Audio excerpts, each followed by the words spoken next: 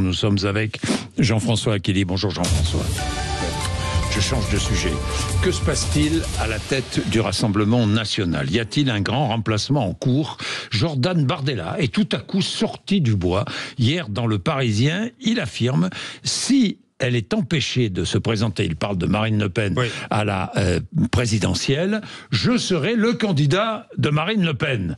Il a ouvert la page d'après. Alors même si le jeune et ambitieux président du Rassemblement national, vous savez, il pèse chacun de ses mots, hein, les mots sont choisis, il prend 1000 précautions oratoires, Jean-Jacques. Je cite, il n'y a pas d'ambiguïté sur le fait qu'elle est ma candidate. Autre citation, Marine est innocente, nous allons utiliser tous les recours possibles. Bref, nous ne pouvons qu'entendre cette petite musique qui commence à être jouée, alors à bas bruit, sur l'air de « c'est presque le fait, elle va être condamnée, il faut d'ores et déjà installer le plan B, Bardella, dans les esprits. » La plupart des cadres du parti, les porte-paroles, certains fidèles même de Marine Le Pen, ont découvert après coup ces éléments de langage, sans avoir été prévenus de l'apparition de l'article du Parisien aujourd'hui en France, avec une injonction à la suite, prière désormais de défendre cette ligne. Certains étaient, je vous l'avoue, assez dépités. Mais c'est comme si Jordan Bardella envoyait des messages en interne, qu'il y avait peut-être des courants d'air au sein du RN. Jordan Bardella a donc fait évoluer son discours. C'était avoir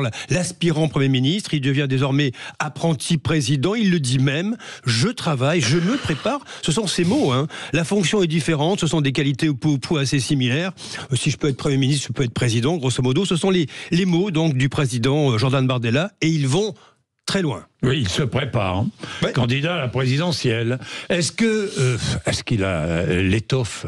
Je poserai la question est-ce qu'il a les épaules suffisamment solides? Est-ce que vous voyez discuter avec Donald Trump ou avec Vladimir Poutine ou avec Zelensky et Bardella? J'ai quelques doutes, mais j'en parlerai tout à l'heure à mon invité Robert Ménard. Parce qu'il connaît bien le RN, et il les connaît bien. Marine Le Pen est d'accord. Est-ce que la leader du Rassemblement national est derrière ces déclarations? Est-ce qu'elle a inspiré ces déclarations? Pas exactement.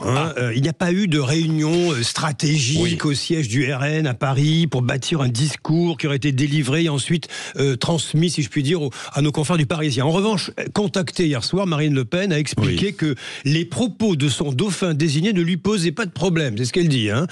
C'est même une évidence, a-t-elle ajouté. Cette question ne suscite aucune interrogation. Ne parlons même pas de la décision de justice attendue. Si demain je passe sous un camion, Jordan sera mon successeur. C'est une évidence, explique Marine Le Pen, qui n'a pas du tout renoncé, il faut le savoir, à quoi que ce soit. Je suis dans l'état d'esprit de me battre jusqu'au bout. Je serai présente en 2027. Elle affirme qu'elle n'a renoncé à rien. Tout ce qu'avance en dauphin n'est pas faux.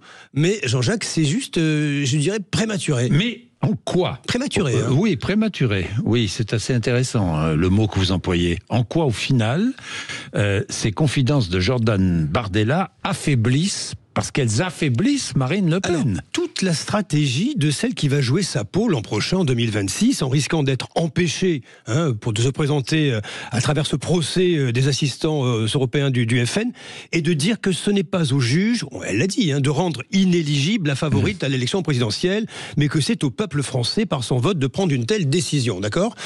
En installant, un an avant la décision de justice, la possible candidature de Jordan Bardella, cela permet de lever, en quelque sorte, le postulat d'une inéligibilité qui serait un déni de démocratie. C'est l'argument qui est défendu.